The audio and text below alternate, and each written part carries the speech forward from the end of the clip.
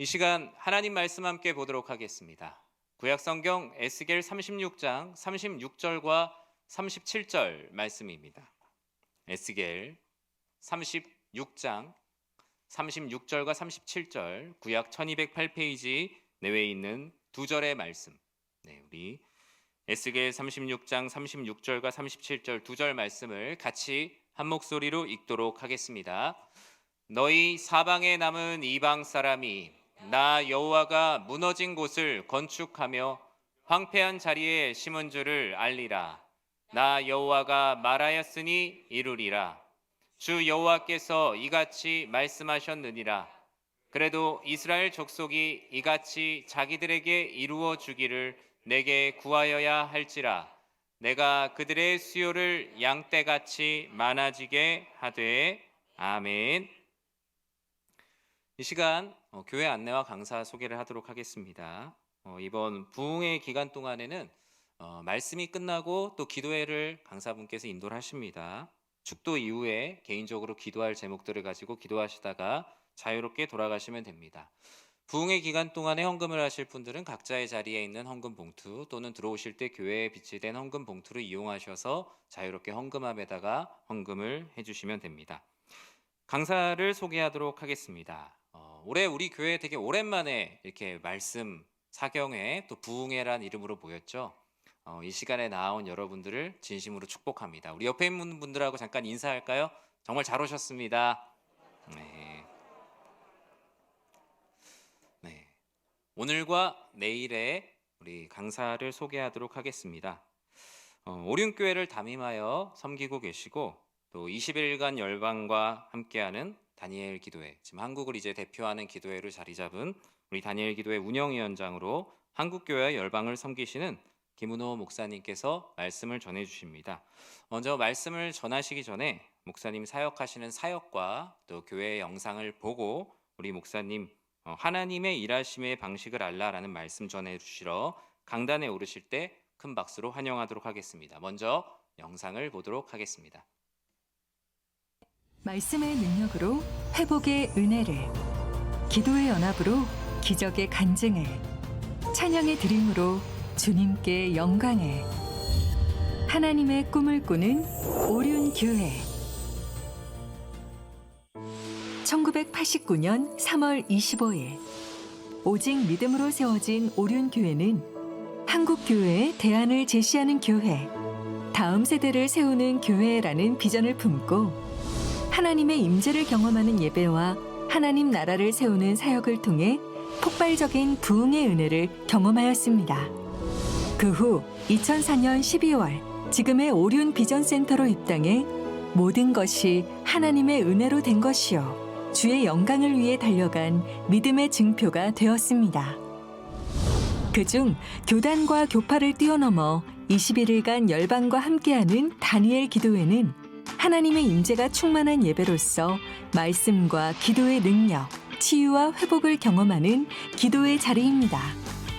다니엘 기도회는 다니엘 기도회와 더불어 어린이 다니엘 기도회, 청년 다니엘 기도회가 있으며 사랑의 헌금을 통해 섬김과 나눔을 실천하고 있습니다. 모든 성도들이 함께 연합하여 기도하는 다니엘 기도회는 한국교회의 가장 대표적인 기도회로 성장하고 있습니다. 또한 주님 오실 길을 예비하는 오륜교회는 해외 선교사 파송 및 후원, 국내외 다양한 선교 사역, 여러 선교기관 및 단체와의 협력뿐만 아니라 비즈니스 선교를 위한 토비아스와 복음과 희망의 씨앗을 심는 프렌즈를 통해 선교의 사명을 감당하고 있습니다. 전국 목회자 사모님들을 초청하는 사모 리조이스와 홀로 된 사모님들을 위한 아름다운 여행 포유는 사모님들의 영적 회복과 재충전을 위한 오륜교회의 섬김입니다. 다음 세대를 준비하는 오륜교회는 꿈이 있는 미래를 통해 다음 세대를 위한 기독교 교육의 대안을 제시하고 있습니다. 꿈미의 원포인트 통합 교육을 통해 전 세대가 동일한 비전을 품고 미래를 준비할 수 있도록 방향 및 콘텐츠를 제공하고 있으며 국내외 약 6천여 교회가 꿈미 네트워크를 통해 다음 세대를 믿음의 세대로 세워가고 있습니다. 또한 메타버스 꿈랜드와 쉐어 처치를 통해 메타버스 보급 사역에도 앞장서고 있습니다. 뿐만 아니라 꿈미학교를 통해 다음 세대를 하나님의 사람으로 세우고 있으며 영훈학원에서는 기독교 가치관과 세계관을 가진 글로벌 리더를 양성하고 있습니다. 그리고 아이도스를 통해 청소년들에게 인터넷 및 미디어 중독의 회복과 새 희망을 심어주고 있습니다. 특히 연령대에 맞는 16개의 공동체들로 이루어진 렘넌트 청년국은 영향력 있는 청년들을 길러내고 있습니다. 마지막으로 오륜 비전 빌리지는 영육 간의 회복을 경험하는 영성과 비전이 머무는 공간으로 1,500여 석 규모의 예배당, 교육과 모임을 위한 시설 및 숙소를 갖추고 있으며 빌리진의 마라나타 하늘 정원은 사랑하는 이를 떠나보낸 그리스도인들의 위로와 천국에서의 만남을 기약하는 치유의 장소입니다. 믿음의 행함으로 하나님 나라를 세워가며 사랑의 나눔으로 세상에 빛이 되는 하나님의 꿈을 향해 달려가는 오륜 교회. 비전을 향한 우리의 행진은 오늘도 계속됩니다. 네, 우리 하나님께 영광을 돌립니다. 네. 자, 우리 옆 사람과 한번 인사해 볼까요? 왕따가 됩시다. 안 하시는 분이 계신 것 같아요. 네. 자, 다시 한번 하겠습니다. 왕따가 됩시다. 여러분, 왕따라는 말은요, 왕을 따르는 사람의 약자입니다. 자, 우리의 왕은 누구죠? 예수 그리스도 한 분이십니다. 자, 그렇기 때문에 이제 어쩌면 우리는 이 세상에서 정말 왕따를 당해야 될 사람들이고 왕따를 당하며 살 수밖에 없는 사람들입니다. 그래서 하나님의 사람인 우리는 이 세상 속에서 이제 하나님의 사람으로서의 정체성을 분명히 하고 왕따를 당하면서 당당하게 하나님의 사람으로 살아갈 수 있기를 바랍니다. 우리 박정호 목사님이 섬기는 이 교회에 와서 이렇게 또 귀한 집회를 인도하게 되니까 아주 감격스럽고 제 마음이 굉장히 좋습니다. 다른 어느 곳에 가서 집회하는 것보다도 함께 동역했던 우리 목사님이 섬기는 교회에 오니까 참 좋네요. 우리 옆 사람과 또 한 번 인사를 하겠습니다. 아직도 인상이 지옥에서 출장 온 사람이 몇 사람 보이는 것 같아가지고요. 인사를 한 번 더 하겠습니다. 10년은 젊어져 보입니다. 그래도 인상이 안 펴지는 분이 계세요. 여러분, 이제 이기는 우리가 정말 천국 잔치니까 여러분 마음의 문을 활짝 여시고 또 선포되는 말씀 앞에 믿음으로 여러분이 반응하시기를 바랍니다. 그 말은 아멘을 하라는 말인데 저 뒤에 분들은 아직 무슨 말인지 모르고 계시는 것 같아요. 사모하는 마음으로 근본의 집회에 참석하셨기 때문에 사모하는 영혼을 하나님께서 말씀으로 채워주실 줄로 믿습니다. 이제 2023년 새해가 시작이 됐잖아요. 저는 2023년 여러분이 섬기는 이 교회 그리고 여러분의 가정과 또 일터 가운데 하나님이 행하신 일로 말미암는 영적인 기념비가 세워지기를 소망합니다. 이스라엘 백성들이 요단강을 건너서 길갈에 들어섰을 때에 하나님께서 기념비를 세우라고 말씀하셨어요. 왜냐하면 이후에 시간이 많이 지나서 우리의 후손들이 이게 무엇이냐라고 묻거든 하나님의 은혜를 잊지 않고 기억하도록 하기 위해서 기념비를 세우라고 말씀을 하셨습니다. 우리의 인생 가운데는 하나님이 하셨다라고 하는 그 하나님의 신실하심과 하나님의 전능하심과 하나님의 이대하심을 드러내 볼 수 있는 기념비가 필요합니다.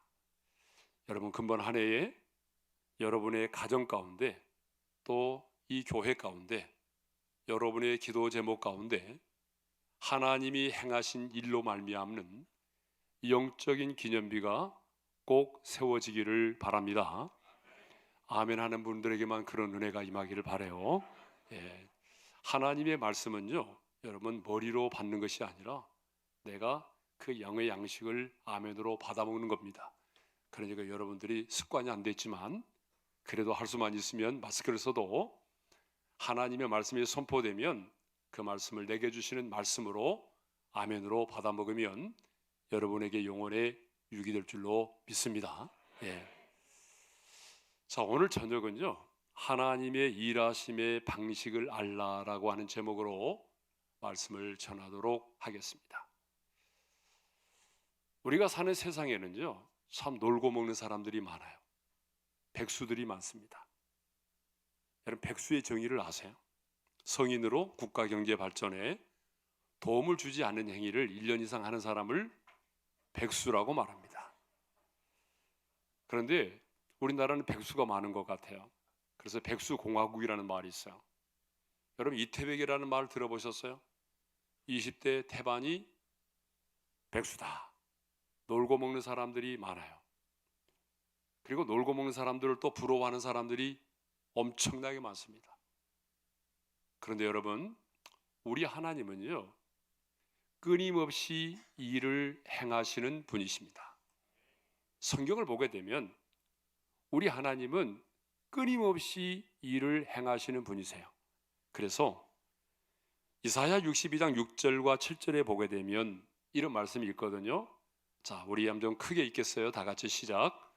여호와로 기억하게 하시는 자들아, 너희는 쉬지 말며 또 여호와께서 예루살렘을 세워 세상에서 찬송을 받게 하시기까지 그로 쉬지 못하시게 하라. 거기 보게 되면 그로 쉬지 못하시게 하라고 하는 말씀이 있습니다. 하나님으로 쉬지 못하시게 하라는 거예요. 이 말은 무슨 말인고 하면 하나님은 끊임없이 일하기를 원하신다는 것입니다. 그러니까 여러분, 하나님을 하나님 되게 하는 게 뭔지 아세요? 그것은 하나님이 끊임없이 일을 하시도록 하는 겁니다. 그것이 바로 하나님을 하나님 되게 하는 것입니다. 그러니까 하나님 가만히 계세요. 제가 다 알아서 할게요. 여러분, 이것은요, 하나님을 욕되게 하는 것이고요, 하나님을 모독하는 거예요. 하나님은 말씀하십니다. 나는 일하고 싶다. 오늘 이 밤에도 나는 일하고 싶다. 하나님은요, 끊임없이 일하기를 원하신 분입니다. 여러분의 기도 제목 가운데, 여러분의 가정 가운데, 여러분의 자녀의 인생 속에, 하나님이 여러분에게 주신 거룩한 비전 속에, 하나님이 세우신 이 몸된 교회 안에 오늘 또 우리 하나님은 끊임없이 일하기를 원하십니다. 하나님은 일하기를 원하세요. 그러니까 하나님을 하나님 되게 하는 게 뭐냐 그러면요, 하나님으로 하여금 쉬지 못하시게 만드는 겁니다. 하나님으로 하여금 끊임없이 일을 하시게 만드는 것입니다. 그것이 하나님을 하나님 되게 하는 거예요. 예? 하나님은 오늘 또 역사를 주관하시고 우리의 경배를 받으시고, 또 하나님은 공의로 심판하시고 오늘 또 천사들을 동원하시며 끊임없이 일하기를 원하십니다. 자, 그런데 하나님께서 일을 행하시면은요, 어때요? 방식이 있다는 거예요. 제가 33년째 목회를 하고 있거든요. 근데 보니까 하나님은요, 그냥 무턱대고 아무렇게나 일을 행하시는 분이 아니세요. 하나님은 끊임없이 일을 하기를 원하시지만 하나님의 일하시면은 방식이 있어요. 여러분, 하나님이 천지 만물을 창조하셨잖아요. 그죠? 그런데 하나님이 천지 만물을 창조하신 이 세상을 봐도요, 하나님의 일하시면은 질서가 있어요. 아무렇게나 일하지 않아요. 그죠? 예. 하나님께서 일하시는 이 우주를 보게 되면, 창조하신 우주를 보게 되면 얼마나 질서가 있는지 몰라요. 하나님의 일하시면은요, 여러분, 질서가 있어요. 예. 설교에도요, 졸음의 3대 법칙이 있다고 그러더라고요. 첫 번째, 아인슈타인의 상대성 원리가 있어요. 그것은 뭐냐? 그것은 자는 사람이 많으면 설교가 빨리 끝난다 라고 하는 거죠. 예. 또 뉴턴의 관성의 법칙이 있어요. 설교 시간에 한 번 졸리면 계속 졸린다. 예. 또 도미노 법칙이라고 하는 게 있어요. 옆 사람이 졸리면 나도 졸린다. 예. 자, 이것은 이제 제가 간을 친 거고요. 중요한 것이 뭐냐 그러면 우리 하나님은 끊임없이 일하기를 원하신다라고 하는 거죠. 예. 그런데 아무렇게나 일하신 것이 아니라 하나님은 하나님의 정하신 방식을 따라서 하나님이 일을 행하신다는 거야. 그러니까 우리가 오늘 이 밤에는 하나님의 일하심의 방식이 무엇인지를 분명히 깨닫고 하나님께서 오늘 이 밤에 일을 행하셔서 오늘 이 밤에 하나님께서 여러분에게 일하시는 그 하나님의 역사를, 하나님의 영광을 볼 수 있기를 바랍니다. 여러분, 인생의 제일 중요한 것은 뭐예요? 오늘이라는 거예요. 오늘, 지금. 예? 그러니까 은혜도 지금 받아야 돼요. 행복도 말이죠. 오늘 행복해야 되는 거잖아요. 예? 내일은 내 시간이 아니잖아요. 그러니까 오늘 여러분들이 이 소중한 시간을 내서 이 자리에 왔다면 오늘 하나님의 일하심을 통해서 하나님을 인격적으로 더 깊이 만날 수 있기를 바랍니다. 여러분, 교회를 얼마나 다녔느냐가 중요한 게 아닙니다. 하나님을 만나야 돼요. 그래서 저는요, 우리 교회 새 가족이 들어오잖아요. 새 가족이 들어오면 지난해도 2138명이 등록했더라고요. 코로나 기간임에도 불구하고. 예. 근데 저희 교회는 제가 정말 너무 하나님 앞에 감사한 게 하나 있어요. 청년들이 더 많아요. 그래서 3년 동안의 우리 교회의 출석, 그러니까 그 새가족 등록 비율을 보게 되면 청년들이 60%고 작년이 40%예요. 근데 지난해는 조금 바뀌었더라고요. 11월 중순까지 청년이 60%였는데 연말에 작년이 조금 등록을 더 많이 해서 55대 45. 그러니까 청년이 55예요. 그러니까 청년들이 많습니다. 너무 감사해요. 교회는요, 어떻든지 간에 다음 세대가 살아나야 됩니다. 이제 우리 목사님도 새로 오셨으니까 신비일전해서 이 연희교회가 이 지역에 정말 우리의 다음 세대들을 일으켜 세우고 하나님 나라의 주역으로 우리의 다음 세대를 세우는 일에 이 교회가 정말 귀하게 쓰임받기를 원합니다. 새 가족이 딱 등록하면 제가 첫날에 사진을 찍습니다. 사진을 찍고 제가 두 가지 고민을 하는데 그 첫 번째 고민이 뭐냐 그러면 여러분들이 우리 교회에 오셨으면 하나님을 만나셔야 됩니다. 하나님을 만나지 못하고 여러분들이 신앙생활을 하게 된다면 종교인으로 살아야 되기 때문에 신앙생활이 도리어 여러분의 인생에 짐이 되고 부담이 됩니다. 여러분 그렇잖아요? 살아계신 하나님을 나의 하나님으로 만나지 못하고 하나님에 관해서 지식으로만 알고 있다면, 아니 나의 하나님이 아닌 다른 사람의 하나님으로만 알고 있다면 신앙생활은 굉장히 지루하고 따분합니다. 그리고 신앙생활 자체가 내 인생에 짐이 되고 부담이 됩니다. 근데 하나님은 우리를 부르실 때에 우리에게 또 하나의 무거운 짐을 지우려고 우리를 부르신 건 아니잖아요. 그렇죠? 수고하고 무거운 짐진 자들아 다 내게로 오라. 내가 너희를 쉬게 하리라. 진리를 알지니 진리가 너희를 자유케 하리라. 주님은 우리에게 참된 쉼과 자유를 주시려고 우리를 부르신 줄로 믿습니다. 그런데 하나님을 만나지 못하면 모든 게 짐이에요. 여러분 한번 생각해 보세요. 주일날 나와서 시간 드리고 물질 드리고 예배 드리는 게 얼마나 부담스럽습니까? 그러니까 하나님을 만나지 못하고 신앙생활 하게 되면요, 그 자체가 우리에게는 고통입니다. 그러니까 다른 사람의 하나님이 아니고요, 나의 하나님으로, 과거의 하나님이 아닌 오늘 지금 살아 역사하시는 나의 하나님으로 오늘 그 하나님을 만나셔야 돼요. 하나님을 만나지 못하면 신앙생활이 엄청나게 힘듭니다. 그러면 사람들이 하나님을 만난다는 게 뭐지? 이런 생각을 하게 돼요. 들으면서 사람들은요, 어떤 신비한 체험을 통해서만이 하나님을 만난다라고 생각을 해요. 실제로 신비한 체험을 통해서 하나님을 만난 분도 없지 않아 있어요. 예? 제가 아는 사람 중에 한 분은 실제로 뭐 천국 다녀왔고 지옥도 갔다 왔어요. 예? 그래서 지옥에 있는 아버지도 보고 자기가 죽인 친구도 보고 새마을 지도자 2장 다 봤어요. 예? 그런데 만일에 우리가 그런 방식 신비한 체험을 통해서만이 하나님을 만난다고 한다면 오늘 내가 하나님을 만났습니다라고 자신 있게 말할 수 있는 사람이 몇 명이나 될까요? 100만 명이나 한 명? 있을까 말까 하죠. 그런데 여러분, 다른 종교와 달리 우리 기독교는 유일하게 꼭 말하잖아요. 하나님을 만나신 적이 있나요? 이렇게 물어보잖아요. 예? 불교 신자가 그렇게 물은 적이 있던가요? 석가모니를 만나신 적이 있나요? 이렇게 말하는 사람이 있던가요? 또라이죠? 없어요. 예?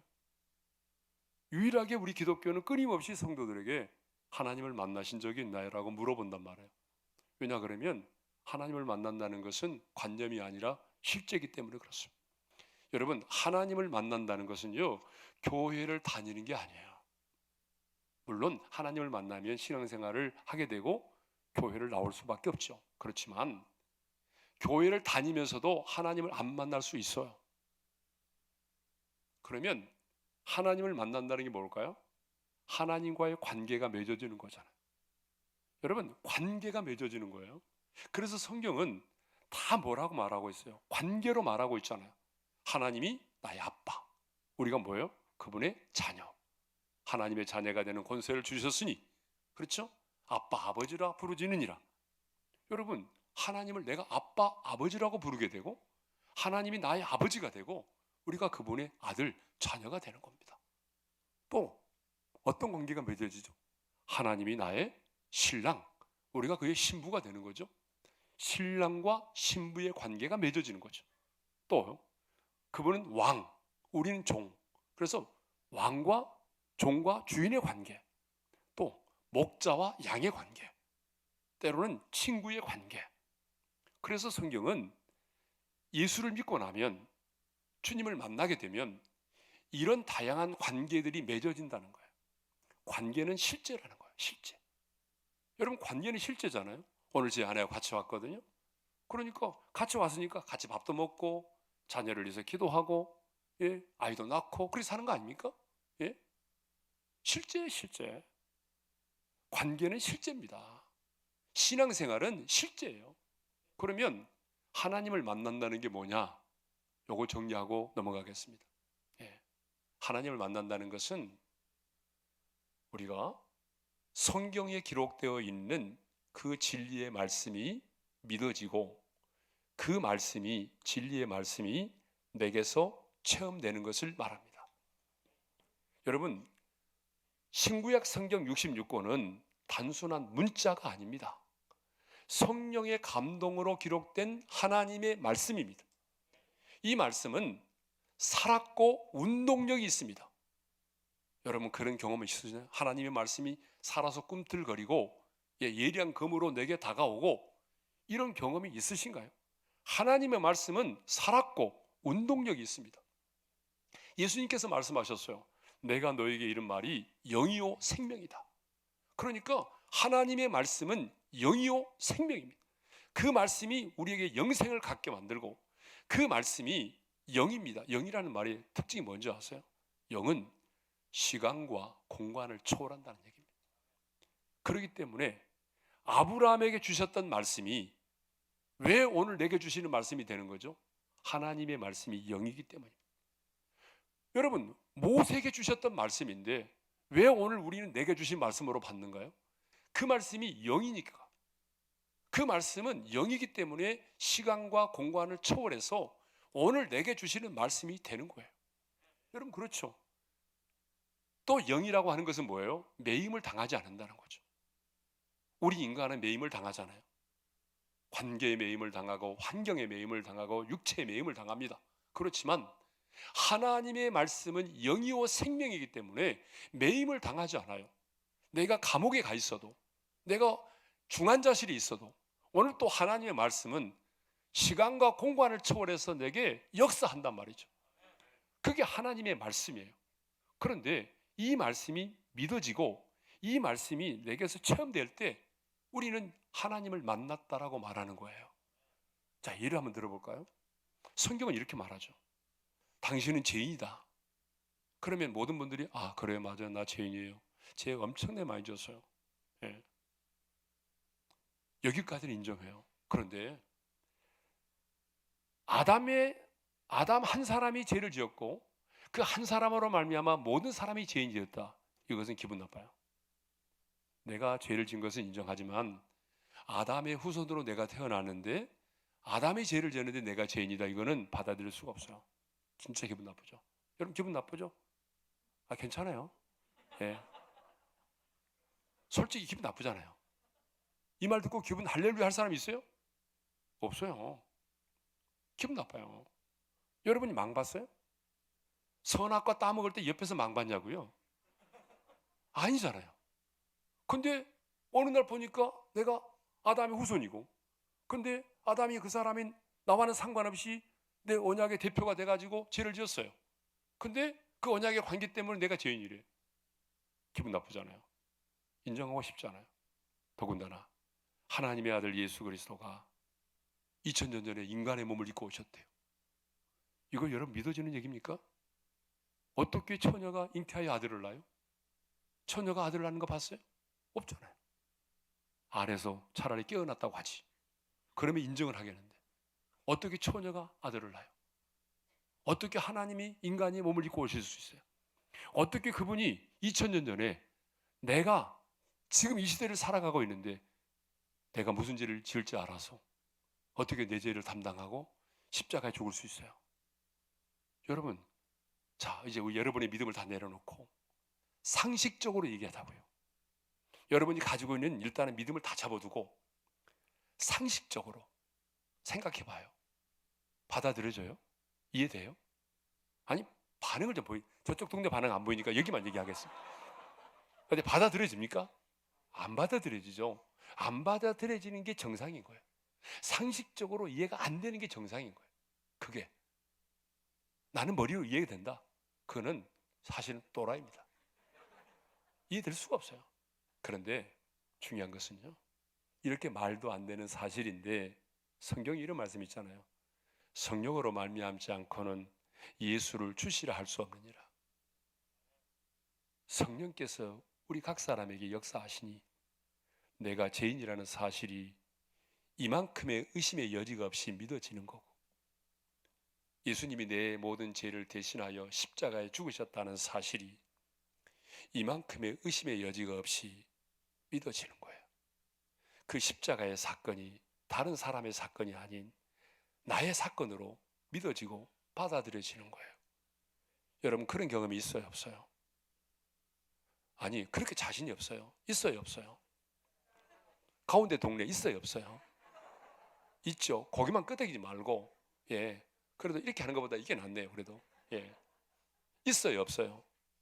있죠. 예. 그렇다면 여러분은 누가 뭐라 해도 하나님을 인격적으로 만난 사람입니다. 왜냐하면 하나님의 말씀이 내게 믿어졌고 그 말씀이 내게서 체험됐기 때문입니다. 하나님을 만난다는 것은 의의 말씀이 내게 체험되는 것입니다. 그러면 저는 근본에 이 두 번의 성회잖아요. 이 두 번의 성회를 통해서 여러분들에게도 의의 말씀이 경험되어지는, 그래서 말씀을 통해서 하나님을 깊이 만날 수 있는 은혜의 시간이 되기를 원합니다. 하나님의 말씀은 진리이기 때문에 그 말씀은 체험되어야 정상입니다. 말씀이 체험되지 않는다면 그것은 진리가 아닙니다. 학문입니다. 진리란 체험되게 돼 있습니다. 예수의 보혈의 능력, 예수의 이름, 십자가의 그 사랑, 여러분 다 체험되는 것입니다. 신앙생활은 관념이 아니에요. 여러분 신앙생활은 실제입니다. 실제. 하나님의 나라는 여러분 맛을 보는 정도가 아니라 하나님의 나라가 우리 가운데 임하면 우리는 그 하나님의 나라를 맛보고 경험하는 것입니다. 예. 여러분 하나님의 나라가 뭐죠? 왕 대신 주님의 통치가 임하는 곳이잖아요. 그러면 왕 대신 주님께서 이 이 연희교회에 임재하셔서 통치하시고 다스리기 시작하게 되면 당연히 어둠이 떠나가야 되는 거 정상 아닙니까? 그분이 빛 대신 주님이라면 빛이 임하면 어둠이 떠나가야 되는 것이고, 그분이 여호와 라파 치료의 하나님이시라면 그 하나님의 여호와 라파의 하나님의 통치가 임하면 병든 자가 고침을 받는 게 정상이고, 여러분 그 하나님 나라의 왕이신 주님이 마귀의 일을 멸하시고 승리하신 분이라면 어둠의 영이 떠나가는 게 정상 아니겠습니까? 그러니까 하나님의 나라가 임하면 그건 실제 이론이 아니란 말이에요. 예?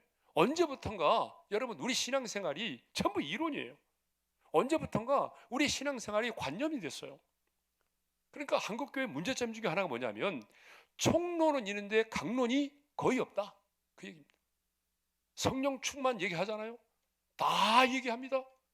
띠를 두른 사람들도 성령 충만 아멘해요. 예? 우리의 삶이 영적 전쟁입니다. 그러면 다 맞아요. 띠를 두른 사람들도 우리 삶은 영적인 전쟁입니다, 이렇게 말해요. 그런데 강론에 들어가면 다 달라요. 강론이 없어요. 강론이. 예? 성령 충만 총론만 있는 거예요. 우리 삶이 영적인 전쟁입니다, 총론만 있어요. 강론이 없어요. 그러니까 성경은 뭐라고 말합니까? 마귀를 대적하라 그랬잖아요. 근데 대적하면 우리 교회는 그런 교회가 아니요, 이렇게 말해요. 한 번도 영적인 전쟁을 해보지 못한 거예요. 아니 영적인 전쟁을 해서 성경에 있는 그대로예요. 마귀를 대적하라. 그럼 대적해야 되죠. 근데 대적 안 해요. 예? 웃음 얘기 하나 할까요? 예전에요, 제가 상가교회, 아까 그림 잠깐 보셨죠? 상가교회. 예.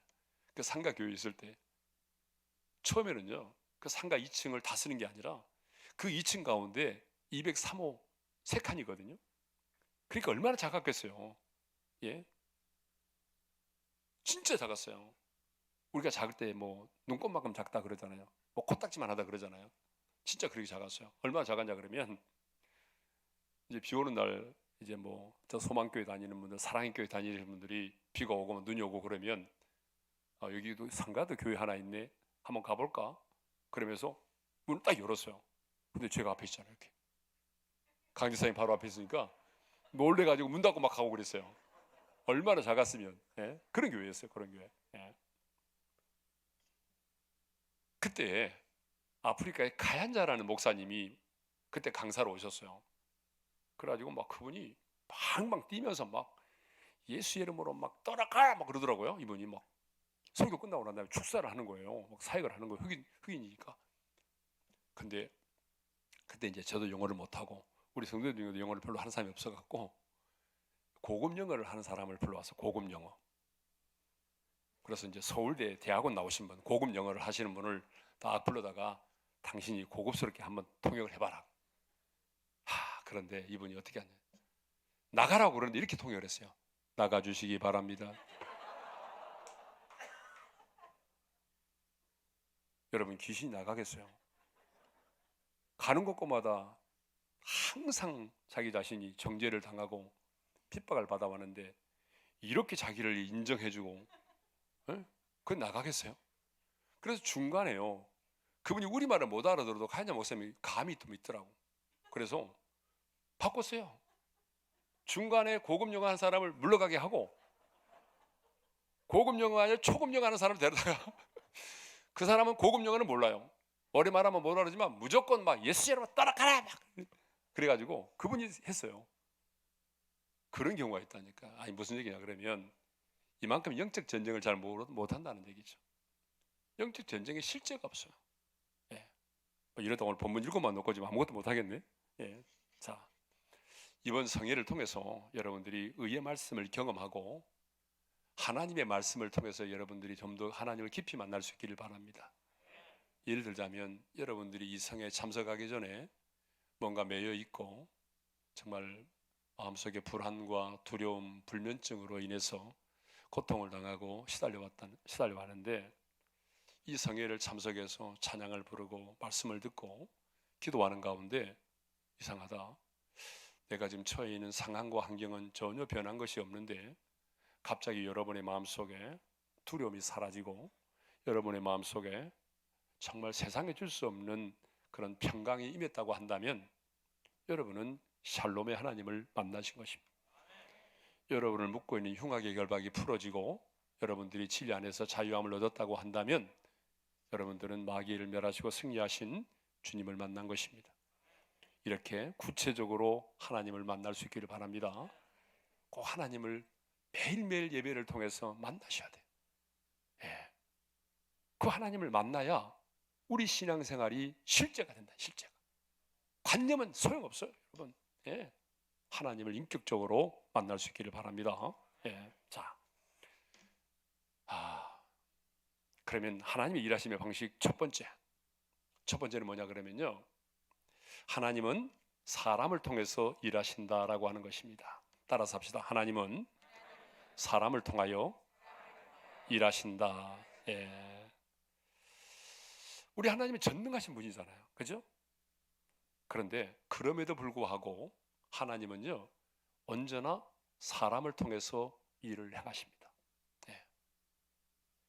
그래서 사람들은 방법을 찾고 프로그램을 찾아요. 어떻게 하면 내가 돈을 벌 수 있을까? 어떻게 하면 성공할 수 있을까? 이 방법, 저 프로그램을 찾아요. 그런데 우리 하나님은 전능하신 분이기 때문에 우리 하나님은요 방법을 찾지 않습니다.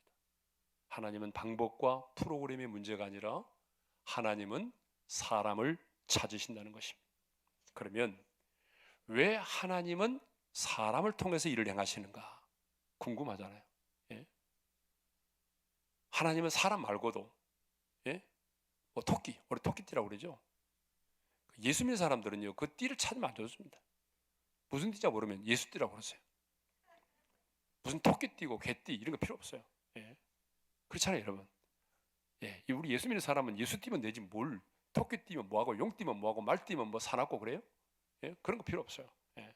자, 왜 하나님은 사람을 통해서 일하시냐 그러면 그 이유가 있습니다. 하나님께서 우리 인간을 처음부터 하나님 당신의 형상을 따라서 우리 인간을 지으셨다는 거예요. 그러니까 하나님께서 우리 인간을 지으실 때의 목적이 뭐예요? 왜 하나님은 당신의 형상을 따라 지으셨을까요? 예, 하나님께서요.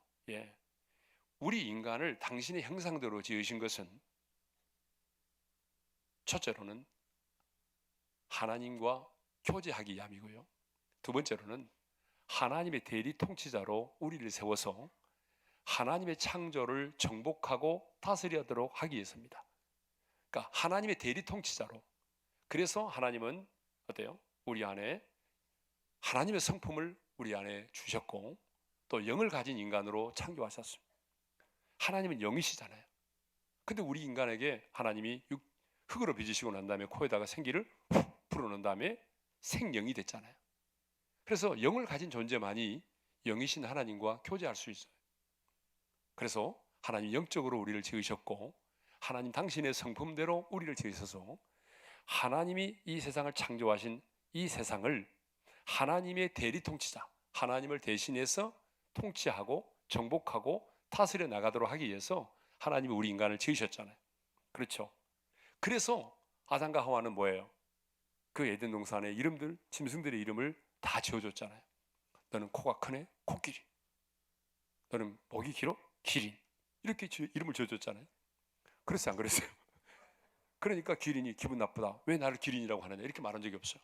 예? 하나님께서 이렇게 아담과 하와를 지으시고 난 다음에 하나님의 창조를 정복하고 다스리도록 하나님의 대리통치자로 우리 인간을 세우셨단 말입니다. 그때부터 하나님은 하나님께서 하실 수 있는 일임에도 불구하고 언제나 하나님의 대리통치자인 우리 인간을 통해서 하나님은 일을 행하신다는 것입니다. 그러니까 여러분 전도도 마찬가지잖아요. 이 전도와 선교도 하나님이 행하시면 간단해요. 오래 걸릴 필요도 없어요. 그런데 하나님은 이 전도와 선교도 어떻게 하시나요? 자, 로마서 10장 14절의 말씀을 우리 한번 함께 읽겠습니다. 다 같이요. 그런즉 그들이 믿지 아니하는 일을 어찌 부르리요? 듣지도 못한 일을 어찌 믿으리요? 전파하는 자가 없이 어찌 들으리요? 예, 여기 보게 되면 뭐 전파하는 자가 없이 어찌 듣겠니? 그러니까 선교사들이 나가야 되는 거 아닙니까? 여러분 선교사님들이 나가서 얼마나 많은 분들이 순교합니까? 얼마나 선교사님들이 지금도 고통을 당하고 감옥에 갇히고 지금도 어려움을 겪고 있습니까? 예전에 제가 영상을 하나 봤어요. 그 인도의 오리사에서 예수 믿는 사람들이 박해를 당한 장면을 누가 찍어서 보내줘서 봤는데, 와, 여러분, 무슬림도 그렇지만 이 힌두교도들도 장난이 아니더만요. 그 예수 믿는 마을에 들어가 가지고 예수 믿는 사람들을 막 끌어내 가지고요, 경찰이 보는 앞에서 몽둥이를 가지고 막 때려치더라고. 예. 그러면 사람이 몽둥이를 맞으면 그냥 자빠지면 죽은 척하고 있어야 되는데 자기도 모르게 본능적으로 또 일어나더라고. 그러면 또 몽둥이로 막 때려. 그러면 또 몽둥이 맞고 또 쓰러지고 또 일어나면 또 때리고. 그러면 실신하고 죽어버리면 트럭에다가 시체를 던져가지고 데리고 가는 거예요. 그 장면을 제가 봤어요. 여러분, 이렇게 전도하고 세계 곳곳에 나가서 복음 전하는 게 얼마나 힘들어요. 근데 하나님이 그렇게 정하셨단 말이에요. 전파하는 자가 없이 어찌 들으리요. 그래서 땅끝까지 나가고 주의 복음을 전하고. 그런데 하나님이 말이죠, 전능하신 분이잖아요. 그러면 하나님은요, 이렇게까지 막 사람 보내서 죽게 만들고 순교하게 만들고 두려움 가운데 떨게 만들고 이렇게 안 하고도, 하나님은 간단하게 이 지구상에 있는 사람들을요, 진짜 3분도 안 걸립니다. 전도하려면. 내가 이런 생각을 해봤어요. 내가 하나님이라면 이렇게 하겠어요. 내가 하나님이라면 갑자기 이 우주가 빛을 잃어버려. 태양도 빛을 잃고. 그러면 지구가 어떻게 될까요? 깜깜하죠. 여러분, 그러지 않아요? 아무것도 안 보이죠. 예? 아프리카는 더 하겠죠. 그러잖아요, 여러분. 제가 아프리카에 밤에 한번 가는데 무서워 죽겠어. 갑자기 사람이 아무것도 안 보이는데 누가 웃어. 그러면 치아가 보이는 거예요, 치아가. 얼마나 놀래요. 근데 이 지구가 깜깜해졌어요. 이만큼의 빛도 안 보이는 거예요. 모든 지구촌에 살고 있는 사람들이 놀래가지고 겁을 내고 있을 때 갑자기 집에 있는 TV 모니터가 다 켜지는 거예요. 그리고 주님이 나타나셨어요. 나다. 그러면서 주님이 말씀하시는 거예요. 네? 그러면서 내가 너희들을 위해서 인간의 몸을 입고 이 땅에 와서 내가 너희의 모든 죄를 담당하고 십자가에 피를 주고 부활했다. 누구든지 나를 믿으면 제3을 얻고 영생을 얻고 하나님의 자녀가 되고 천국에 들어간다. 천국 보여줄까? 하면서 천국의 영광스러운 장면을 딱 한 카트 보여줘. 그러나 나를 믿지 않은 자는 미안하지만 제3을 받지 못했기 때문에 영원한 지옥의 불못에 떨어진다. 한번 보여줄까? 그러면서 그 불못에서 고통당하는 사람들을 딱 보여주고 나는 간다. 선택은 네가 해라. 여러분, 이렇게만 하고 가면 그래도 안 믿을 인간이 있겠어요? 정다운 스가 안 믿겠어요? 잘 모르시군요. 스님, 스님, 예. 목사라 부르나 목사님이나 스님 똑같은 얘기예요. 그러니까 이 세상에 누가 안 믿겠냐고요. 그러면 5분도 안 돼서 이 지구촌에 있는 모든 사람을 다 전도할 수 있어요. 근데 그렇게 간단한 방법이 있지만 그것은 하나님이 정하신 방식이 아니에요. 하나님은 답답해도 힘들어도 인간을 통해서 복음이 증거되게 하시고, 인간을 통해서, 예? 기도의 응답도 있잖아요. 사람을 통해서 받게 하십니다. 기도 응답도 많은 경우에 하나님이 직접 기도의 응답을 해주시는 경우도 있지만, 여러분, 대부분의 여러분의 기도의 응답은요, 사람을 통해서 주어집니다. 예. 여러분 믿으십니까? 예. 저쪽 동네가 아직도 아멘 안 하시네요. 보니까. 예. 예. 대부분의 기도의 응답도 있잖아요. 전부 다 사람을 통해서 하나님이 우리에게 주십니다. 여러분 그러잖아요. 하나님 2023년도에 저에게 재물의 복을 주십시오. 막 그랬어요. 기도했어요. 기도하니까 막 돈다발이 떨어지던가요? 아침에 일어나보니까 마당에, 예? 만나와 메추라기가 내리듯이 신사임당이 쫙 깔렸나요? 하나님은 그런 방식으로 우리의 기도에 응답하지 않아요. 예. 안 그래요, 여러분? 하나님이 우리에게 물질을 주실 때도 사람을 통해서 주십니다. 누군가를 만나게 하시고 새로운 아이템을 얻게 하시고 통업을 한다든지 이런 방식을 통해서 하나님이 우리에게 필요한 재정을 공급해 주시는 거잖아요. 그렇죠? 여러분, 기도의 응답이 다 그래요. 대부분의 기도의 응답도 여러분 반드시 기도의 응답은 사람을 통해서 하나님의 사랑과 위로를 경험하게 할 때도 성령께서 우리에게 하실 때도 있지만요. 많은 경우에는요. 어때요?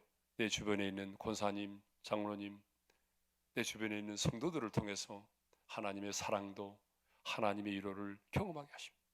여러분 그렇잖아요. 예? 그러니까 하나님은요 지금도 많은 경우에 어때요? 사람을 통해서 기도의 응답도 경험하게 하시고 하나님의 사랑도 하나님의 위로도 경험하게 하십니다. 여러분 사울이라고 하는 청년이 다메섹 도상에서 부활하신 주님을 만났잖아요. 그래서 이렇게 물었어요. 내가 무엇을 해야 하리까? 그렇게 물었잖아요. 여러분 주님을 만난 사람들은요 반드시 이 물음을 할 수밖에 없어요. 안 그래요 여러분? 부활하신 주님을 만나면 주님 내가 이제 무엇을 해야 될까요? 이렇게 물어볼 수밖에 없는 거 아니에요?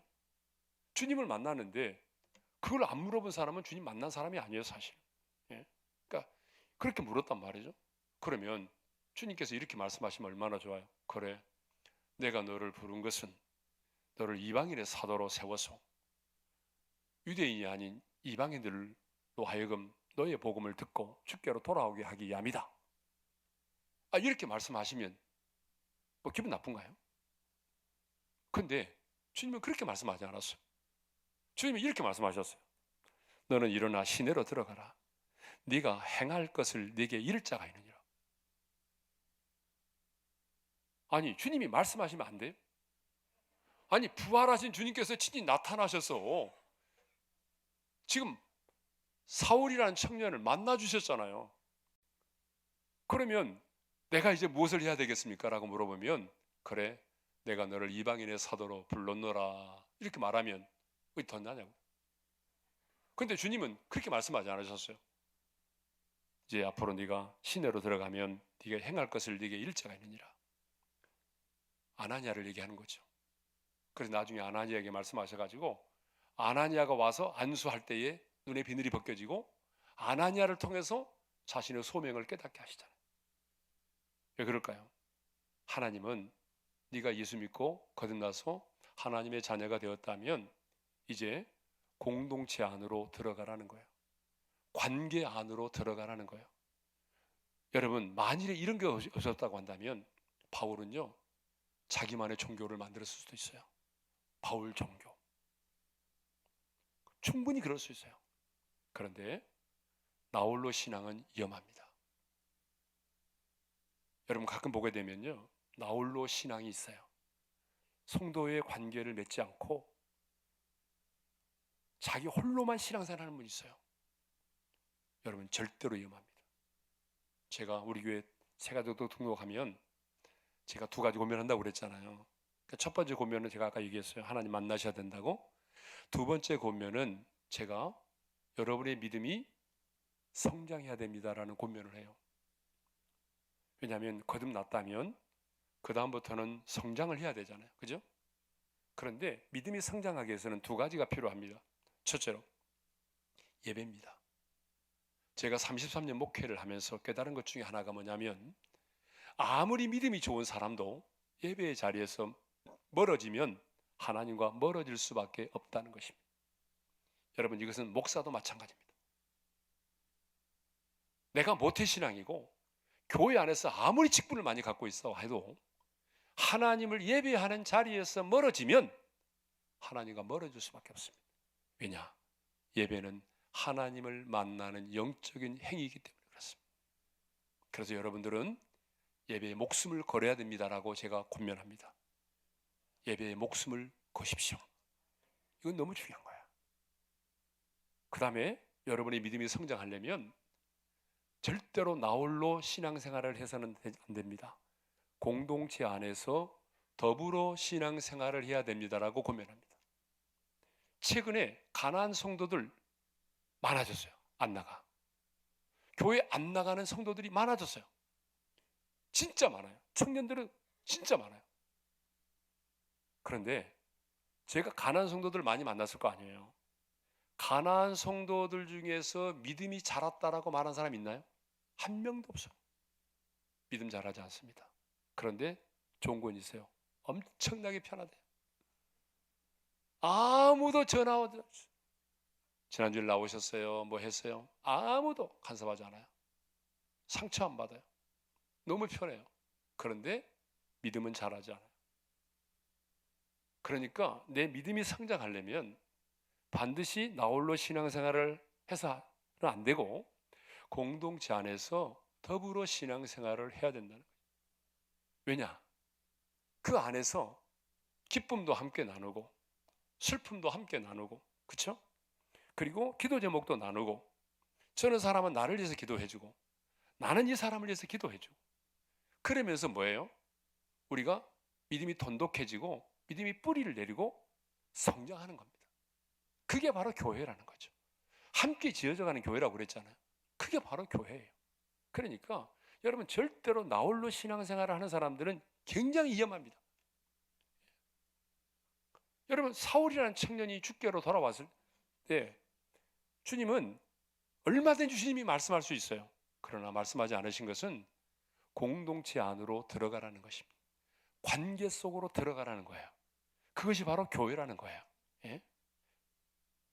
자, 하나님은 이렇게 사람을 통해서 일을 행하신다라고 하는 것을 제가 말씀드렸습니다. 자, 하나님의 일하심의 방식 첫 번째가 뭐라고요? 사람을 통해서 일하신다. 예. 사람을 통해서 일하신다. 그러니까 여러분, 오늘 내가 만나는 사람이 정말 중요합니다. 왜냐 그러면 지금 이 사람이 내게는 별 볼 일 없는 사람처럼 보일 수도 있어요. 우리는 참 판단을 잘하잖아요. 이 사람이 내 인생에 앞으로 도움이 될까? 이 사람이 내게 앞으로 도움이 될까 안 될까? 짐이 될까? 그러면 또 별 볼 일 없는 사람 같으면 가까이 하지 않아요. 그리고 이 사람이 내 인생에 뭔가 도움이 될 것 같으면 가까이 하죠. 근데 여러분, 착각입니다. 전혀 내 인생에 도움이 되지 않을 것처럼 가난하게 살고 배우지 못하고, 그런데 여러분, 그 사람이 언젠가 내 인생의 여호와 일의 축복으로 그 사람이 내 인생에 아나니아로 다가올 때가 있어요. 사람은 모릅니다. 아무도 몰라요. 그렇기 때문에 하나님이 사람을 통해서 일하신다는 것을 아는 사람은 내 주변에 있는 사람, 지금 내 곁에 있는 사람을 소중하게 생각해야 됩니다. 모릅니다, 여러분. 정말이에요. 예. 옛날에 이런 일이 있었어요. 예. 어느 대재벌의 회장님이 계셨어요. 그리고 부인은 권사님이셨어요. 그리고 그 교회 안에 이제 검찰 총수는 아직 안 되었고, 그 당시에 이제 상당히 이제 검찰의 중요 요직을 담당하고 있는 부인이 있었어요. 근데 그분은 그 재벌 회장님과 교제하고 싶었어요. 교회 안에서. 근데 끼워주질 않았어요. 안 만나준 거예요. 격이 안 맞다. 그런데 나중에 그 회장님이 감옥에 들어가시게 됐어요. 그리고 그 여자 집사님의 남편은 검찰총장이 됐어요. 검찰총장. 그러니까 역전이 된 거잖아요. 그 다음부터는 누가 아쉬운 소리 한지 아세요? 한번 만나주세요. 제발 한번 만나주세요. 근데 안 만나주시더라고요. 안 만나줬어요. 예? 안 만나주는 거예요. 당신 예전에 나를 안 만나줬잖아. 여러분, 사람은요 몰라요. 어떻게 하나님이 역사하실지 모릅니다. 돈 없고 가난하고 배우지 못했다고 해서 무시했던 사람의 자녀가 내 인생에 아나니아로 다가올 수도 있어요. 그러니까 사람을 통해서 하나님이 일하신다는 사실을 깨닫는 사람은 오늘 내 곁에 있는 사람, 내가 만나는 사람을 소중하게 생각해야 됩니다. 여러분 곁에 있는 사람이 소중합니다. 하나님이 사람을 통해서 일하신다는 사실을 깨닫는 사람은 여러분 반드시 어떻게 해야 되나요? 하나님, 나를 써주십시오. 우리 연희교회가 이제 새로운 목사님 모시고 이제 새로운 비전을 가지고 출발할 텐데, 이 교회가 다음 세대를 세우고 수많은 젊은이들 구름대처럼 몰려오고 하나님의 나라를 확장하는 일에 주님 나를 써주십시오. 내가 여기 있습니다. 이 교회에 내가 부흥의 미랄이 되겠습니다. 하나님, 우리의 가문을 믿음의 가문으로 세우는 일에 나를 써주십시오. 주님, 내가 여기 있습니다. 사람을 통해서 일하시는 주님, 나를 사용해 주십시오. 여러분, 이게 여러분의 기도의 제목이 돼야 돼요. 왜? 하나님은 사람을 통해서 일하시기 때문에 오늘 또 하나님은 사람을 찾습니다. 오늘 또 하나님의 관심은 사람이에요. 하나님의 관심은 사람입니다. 저는 이제 우리 목사님과 함께 우리 장로님들과 모든 성도님들이 하나가 돼서 거룩한 비전의 공동체를 이룰 수 있기를 바랍니다. 교회는 비전의 공동체여야 됩니다. 비전의 공동체. 저는 정말 그걸 강조를 많이 합니다. 교회는 주님의 교회지만 주님께서 이 교회를 통해서 이루시고자 원하시는 거룩한 비전이 있어요. 그 비전의 공동체가 되어 하나님의 비전을 이 땅 가운데 이루어 드려야 됩니다. 저는 그래서 굉장히 비전을 중요하게 생각해요. 예. 그래서 여러분, 이제 우리 교회를 아시는 분도 계시겠지만요, 예배당을 지을 때도 제가 지금의 그 교회 예배당을 머릿속에 기억하고 있었어요. 그리고 예배당을 짓고 난 다음에도 우리는 금요 기도회 때 그림을 그리면서 많이 기도했어요. 그냥 기도하지 않아요. 그림을 그려서 그림. 하나님께서 우리 교회를 통해서 행하시고자 원하시는 그림을 교육자가, 지도자가 선포하고 성도들과 함께 그림을 그려가는 거예요. 예, 그림을 그려가는 거예요. 구체적으로 그림을 그려야 돼요. 그래야 구체적으로 응답이 임하는 거죠. 저는요, 그 예배당을 짓고 난 다음에 그 예배당 안에 정말 새벽이슬 같은 주의 청년들이 사방 팔방에서 몰려와서 이곳에서 거룩한 손을 들어서 하나님의 보좌 앞에서 하나님을 예배하고 그들이 주님을 만난 다음에 다시 열방을 향하여 나아가는 그 모습을 꿈을 꾸고 그 그림을 그리고 선포하면서 기도했어요.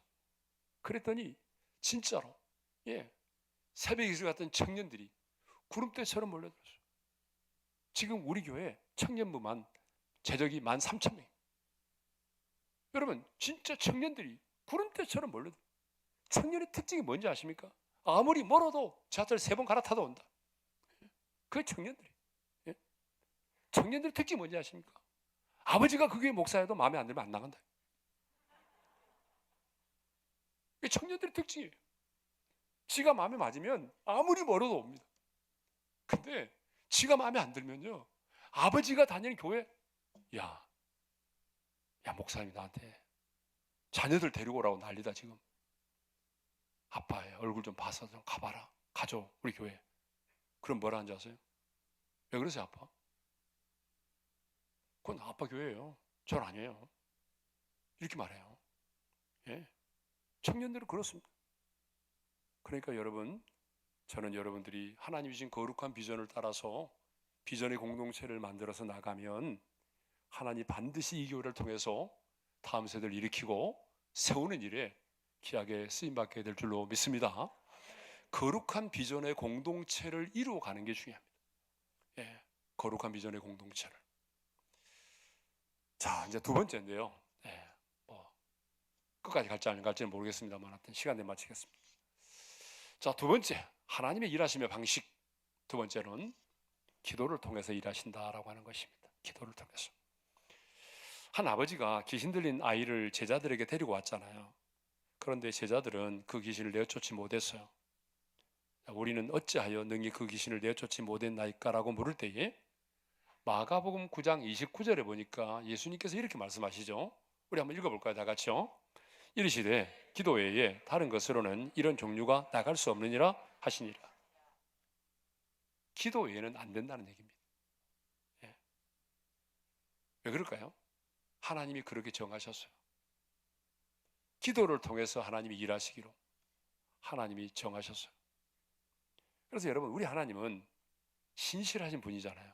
그래서 우리가 읽은 본문에 보게 되면 에스겔 36장 36절 말씀 우리 한번 읽어볼까요? 다 같이 시작. 너희 사방에 남은 이방 사람이 나 여호와가 무너진 것을 건축하며 황폐한 자리에 심은 줄을 알리라. 나 여호와가 말하였으니 이루리라. 한번 따라서 합시다. 나 여호와가 말하였으니 이루리라. 여러분 지금 무슨 얘기냐 그러면 이스라엘 백성들이 바벨론 포로 생활 70년을 얘기하는 거예요. 그래서 바벨론 포로 생활 70년이 차면 내가 너희에게 약속한 대로 예루살렘으로 돌아오게 해주시겠다는 얘기거든요. 그 얘기예요. 자, 그런데 37절 고단 구절 한번 읽어볼까요? 다 같이 읽겠습니다. 시작. 주 여호와께서 이같이 말씀하셨느니라. 그래도 이스라엘 족속이 이같이 자기들에게 이루어주기를 내게 구하여야 할지라. 내가 그들의 수요를 양떼같이 많아지게 하되. 따라서 합시다. 그래도 내게 구하여야 할지니라. 나 여호와가 말하였으니 이루리라. 하나님은 신실하신 분이기 때문에 약속을 지키시는 분이라는 거야. 그러니까 바벨론 포로 생활 70년이 차면은 내가 너희들을 다시 본토 예루살렘으로 돌아오게 해주겠다. 그 얘기거든요. 그 다음에 하신 말씀이 뭐예요? 그래도 내게 구하여야 할지니라. 내가 너희들에게 약속했을지라도 그래도 너희들은 기도를 해야 된다는 것입니다. 여러분 이 말씀 무슨 말인가 하면 하나님이 우리에게 약속의 말씀을 주셨을지라도 그 약속의 성취는 반드시 기도가 필요하다는 것입니다. 기도를 통해서 하나님이 그 약속을 이루신다는 얘기입니다. 여러분 성경이 뭡니까? 수많은 약속이 있잖아요. 성경에 보세요. 얼마나 많은 약속이 있나요? 그런데 이 많은 약속이 여러분 실제로 우리의 삶에서 이루어지려면 이 약속의 말씀을 붙들고 기도할 때에 하나님이 이 약속대로 이루어지게 하신다는 얘기죠. 여러분 그러지 않아요? 하나님이 우리에게 얼마나 많은 약속을 주셨어요. 그러면 그 약속을 주셨으니까 이루어지겠지? 아니에요. 그 약속의 말씀이 현실이 될 수 있도록 그 약속의 말씀이 여러분의 가정에, 여러분의 삶의 현장 속에, 기도 가운데, 비전 속에 이루어질 수 있도록 기도를 해야 된다는 것입니다. 그래도 내게 구하여야 할지니라. 그러니까 하나님이 우리에게 약속하셨을지라도 그 약속이 이루어지기 위해서는 뭐가 필요하다는 얘기입니까? 반드시 기도가 필요하다는 기도가. 여러분 왜 그럴까요? 기도라고 하는 것은 관계이기 때문에 그렇습니다. 관계. 여러분 내가 기도하지 않았는데도 뭐가 이루어졌어요. 그러면 뭐예요? 기도하지 않았는데 뭔가 이루어졌습니까? 이후에 보세요. 그게 복인지 저주인지. 저주가 될 때가 더 많아요. 내가 기도하지 않았는데 내 자식이 너무 잘 됐어요. 막 좋아하죠? 시간 지나 보세요. 기도 없이 잘 된 자녀가 끝까지 성공하던가요? 끝까지 겸손하던가요? 오래 못 가요. 기도하지 않았는데 사업이 너무 잘 됐어요. 끝까지 가봐야 돼요. 여러분, 우리는 함부로 중간에 성공과 또 실패를 말할 수 없어요. 왜? 끝까지 봐야 알아요. 그렇잖아요, 여러분. 지금 잘 나간다고 해서 끝까지 잘 나가는 거 아니잖아요. 지금 건강하다고 끝까지 건강하는 게 아니잖아요. 예? 지금 여러분의 자녀가 뭐 서울 관악산에 있는 예스대 들어갔다. 와, 잘 됐다. 여러분 몰라요. 예스대 나와도 여러분 직장을 갖지 못할 수도 있어요. 예. 근데 여러분 저 비행기 타고 가는 대학, 서울에서 상당히 떨어진 서울 상대, 아니면 뭐 서울 약대, 서울에서 약간 떨어진 대학, 그런 대학 나온 사람들도 어때요?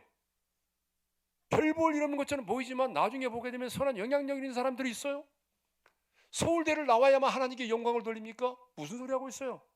온광대 철학과를 나와도 하나님께 영광을 돌릴 수 있어요. 얼마든지 더 선한 영향력 있는 삶을 살 수 있단 말이에요. 그러니까 여러분 중요한 것은요, 반드시 기도를 통해서 하나님의 약속이 우리 가운데 이루어져야, 그래야 시험에 들지 않고 끝까지 겸손할 수 있고 하나님 나라의 귀하게 쓰임을 받는다는 것입니다. 그래서 기도가 하지 않고 기도가 단절되어 있는데 여러분 돈이 주어지면 뭐 하겠어요? 그 돈 가지고 뭐 하겠어요? 타락하죠. 사업이 잘 되면 뭐 하겠어요? 타락하죠. 그래서 스펄전 목사님은 그런 얘기를 했어요. 10년을 염려하는 것보다 10분 기도하는 것이 더 낫다. 우리 한번 다 같이 읽어볼까요? 시작. 10년을 염려하는 것보다 10분 기도하는 것이 더 낫다.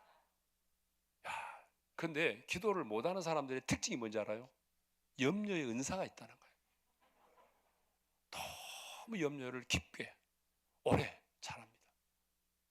남의 것까지 다 밤새도록 남의 집 것까지 다 염려합니다.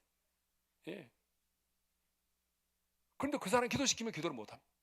기도가 깊이가 없어요. 그러니까 염려의 은사가 있어가지고 염려는 정말 많이 해요. 근데 여러분 10년을 염려하면 뭐합니까? 염려함으로 키를 한 잔이나 더 할 수 있습니까? 예? 여러분 염려한다고 해서 문제가 해결됩니까? 안 되잖아요. 그러니까 10년을 염려하는 것보다는 뭐예요? 여러분 차라리 10분 기도하는 것이 더 낫다는 거죠. 예? 밀라노의 암브로스 감독은 그런 말을 했어요. 기도는 날개다라고 그랬어요. 날개. 여러분 날개가 있으면 날아야 되잖아요. 근데 여러분 날개가 있어도 오히려 날지 못하면 이게 더 짐이에요, 나한테. 그러니까 여러분 우리가 기도를 통해서 성령의 충만을 받아야 드디어 날아오를 수가 있는 거예요. 내가 모태신앙이라고 하는 건 날개. 내가 교회에서 나무는 사람은 간첩이야, 우리 교회에서. 여러분 이런 사람도 날개. 여러분 목사라는 직책, 안수집사라는 직책, 장로라는 직책 날지 못하면 이게 짐이에요.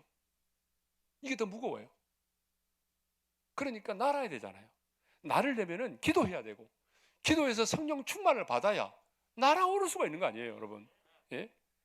차라리 날개가 없으면 더 좋을 텐데 날개가 있어가지고 무거워서 뒤뚱뒤뚱하고 날아오르지 못하고 그러면은 다른 사람에게도 짐이 되는 거예요, 서로.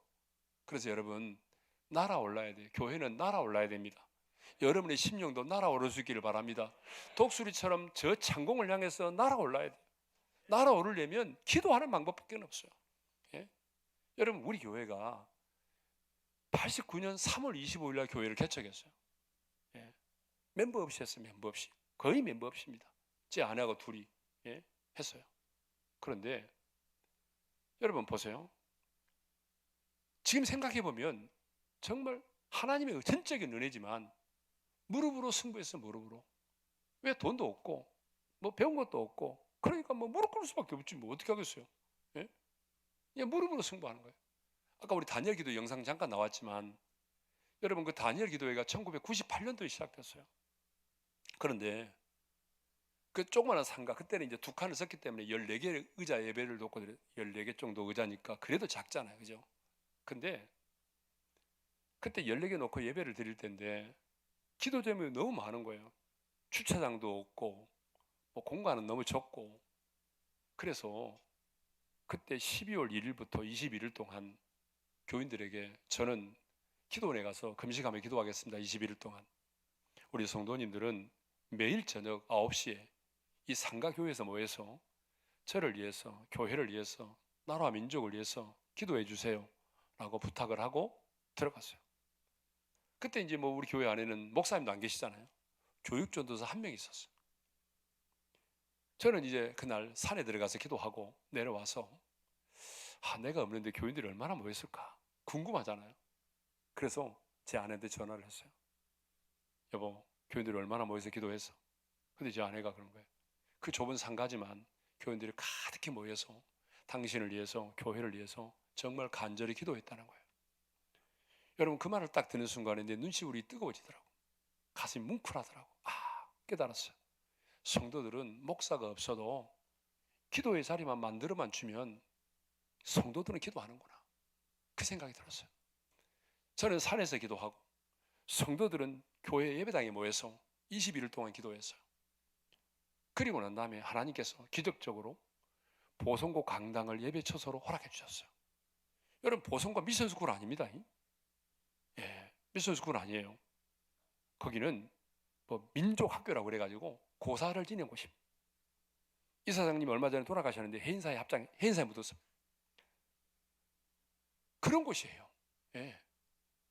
예수님이 전혀 상관이 없어요. 그런데 합심기도 하니까 하나님께서 우리 기도를 들으시고 열어주시더라고. 그래서 그해 다니엘 기도회, 그때는 다니엘 기도라고 말할 명칭도 없었어요. 그냥 21일 기도회. 그래가지고 21일째 끝나고 그해 송구 영신 예배를 보성고 강당에서 역사적으로 드렸습니다. 그래서 그때 깨달았어요. 아, 성경에 이 땅에서 합심으로 기도하면 주님이 들으신다고 약속하셨잖아요. 합심 기도의 이력을 깨달은 거야. 나 홀로 기도하는 것보다 성도들이 모여서 마음을 같이하여 합심으로 기도하면 하늘의 하나님이 들으시고 응답하시는 거예요. 그래서 그 다음부터는 제가 강사가 돼서 21일 동안 제가 기도회를 인도했어요. 예? 근데 너무 놀라운 역사들이 일어나는 거예요. 초대교회 같은 역사들이 일어나는 거예요. 왜? 마음을 같이하여 합심으로 기도하니까. 그러니까 저는 성도들한테 그럽니다. 여러분이 여러분 자신을 위한 기도라든가 이런 것들은 개인적으로 해도 되지만 공동체를 위한 기도는 모여서 마음을 같이하여 전심으로 기도해야 돼요. 그게 중요합니다. 여러분 그 TV의 팀 정말 중요해요. 나 혼자 속으로 이렇게 하는 게 아니고 교회의 기도 제목을 함께 내놓고 목사님이 교회 기도 제목을 선포하면 모든 성도들이 마음을 같이 해서 전심으로 뜨겁게 간절히 열정적으로 기도해야 돼요. 그러면 하나님이 들으시고 역사하신다. 그래서 너무너무 많은 기도의 간증들이 막 쏟아지고 우리도 막 땅도 사게 되고 교회 예배당 짓는 거 하면 하룻밤 간증 다 해야 돼요. 제가 어마어마한 일들이 막 일어나는 거예요. 예. 단일 기도의 기간 중에 뭐 강사가 와가지고 막 갑자기 그러는 거예요. 이번 기도회 끝나고 나면은 하나님께서 땅을 주신다고 그러는 거예요. 그래서 내가 놀래갖고 아니 나한테 그런 말을 하려면 나하고 상의를 해야지. 강사가 막 일절 상의도 없이 막 혼자 선포하고. 그래서 제가 얼마나 놀랬겠어요. 예? 그러니까 이제 우리도 기도를 안 할 수가 없었죠. 우리가 그 좁은 상가에서 뭐 어떻게 그런 여력이 있겠어요.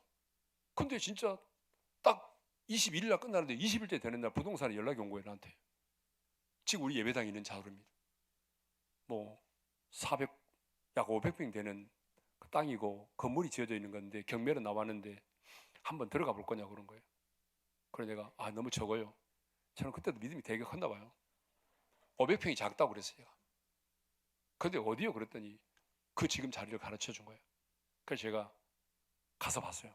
가서 보니까 앞에 70m 도로가 있고 뒤 양쪽으로 또 10m 도로가 있고 뒤에 보니까 뭐 진보 연립이라고 18세대가 있는 거예요. 이것까지 먹으면은 이게 한 900평이 딱 되는구나. 3면이 도로가 되네. 너무 좋네. 그런데 여러분, 우린 돈 한 푼도 없었어요. 경매에 들어갈 돈도 없어요. 근데 보세요. 하나님 어떻게 행하셨는지. 이거 간증하면 너무 시간이 많이 가니까 이것만 얘기하고 지나갈게요. 하나님이 역사하셨어요. 우리 교회 돈이 없으니까 한 번은 LA에 한 권사님이 전화가 왔어요. 그분이 어떤 분이냐면 과거에 우리 교회 새벽기도 나오신 분인데 안 보이시더라고요. 난 돌아가신 줄 알았어요. 영락교회 교인 권사님이시거든요. 그래서 한동안 안 보이셔서 돌아가셨나 보다 그런데 갑자기 그분이 LA에서 전화 온 거예요.